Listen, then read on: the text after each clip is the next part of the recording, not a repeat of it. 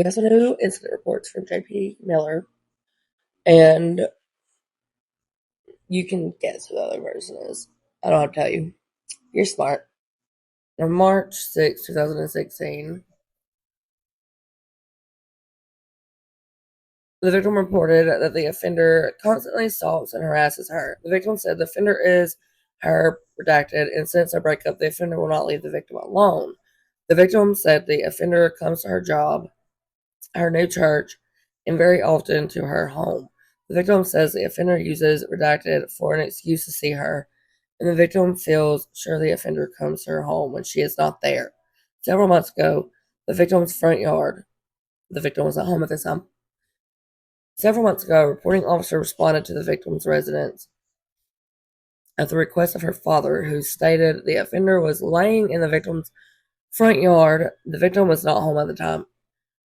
And at that time, the offender appeared to be under influence of something, and rescue was notified to respond. The offender appeared to be under the influence of something, and rescue was notified to respond. The offender refused treatment and said that maybe he got his medication mixed up and took his sleeping pills instead of his other medication. A few months later, the offender was at the victim's residence wanting to take redacted for ice cream, but the victim refused to let redacted go because the offender was injured and taking medication. The victim said the offender was in no shape to drive, and it was not safe to let redacted go with the offender. Reporting officer responded to that incident as well and determined that it was not safe for the offender to take redacted.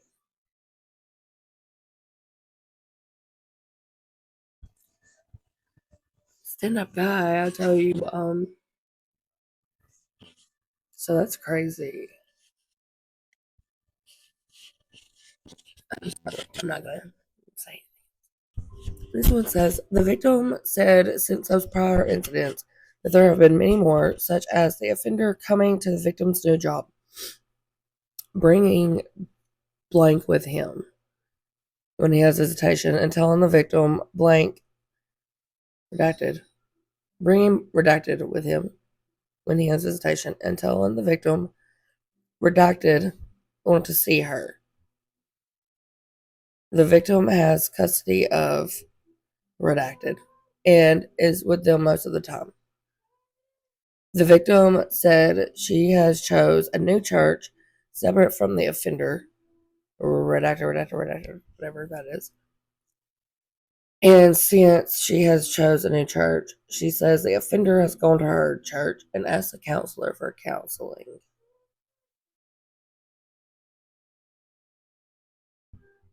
In addition to going to the victim's job,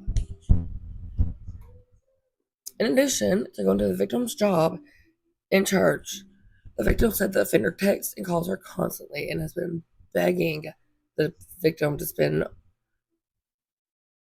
40 days and 40 nights with him without interference. What a fucking weirdo. The offender told the victim that it is God's will for him to move back into the victim's house. The victim has refused to allow the offender into her home to stay and says she has no desire for the offender to ever move in with her.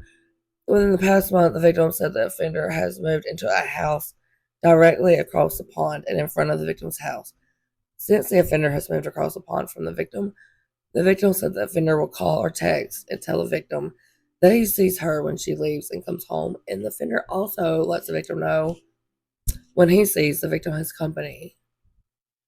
The victim said the offender told her the only thing blocking his view, that's not allowing him to have complete visual access to the front of the victim's residence, is a magnolia tree that is planted in the middle of the cul-de-sac. The victim said she has noticed several times a white substance spread around the base of the tree and has realized the substance is Epsom salt. And the victim feels sure that the offender, J.P. Miller, is the one placing the large amounts of salt around the tree in an effort to kill the tree, because the victim said the reason for this is that She believes the offender is responsible for the assault is because he used that same technique to kill a few trees that were on the property where his church is.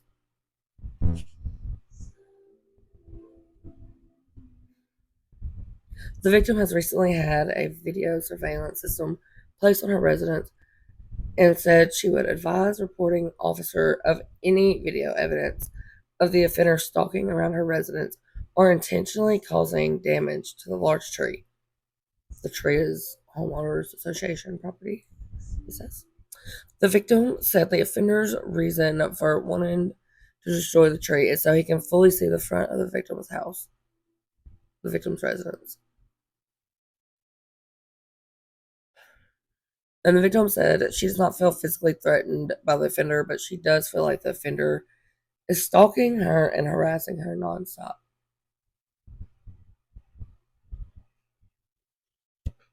Man, it's disgusting. The victim said she would talk to her manager at work and make sure the offender is given a trespass notice for her job. The victim said she will also talk to her pastor and have the offender issued a trespass notice for her church. At this time, the report will not be presented to magistrate because the victim was referred back to her attorney to inquire about an order of protection.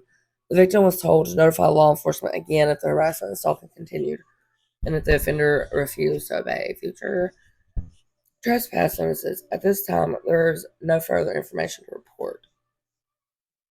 So, in the new incident report that we have out from June 28th, 2016, it says on the above date and time, the officer responded to the incident location in reference to a harassment complaint.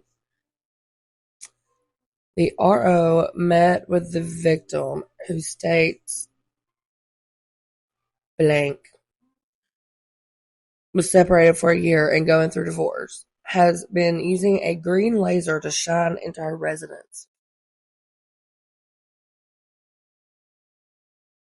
The victim states the suspect moved into a house across the lake where he can see into her garage/residence. The victim states tonight the suspect had a green laser and it was being pointed at her garage where blank was. That's blanked out, redacted. The incident was caught on video. The RO observed the video and The video showed a green in color light being shined into the victim's residence from across the lake, approximately where the suspect lives. The RO advised to have a copy burned and given to her lawyer.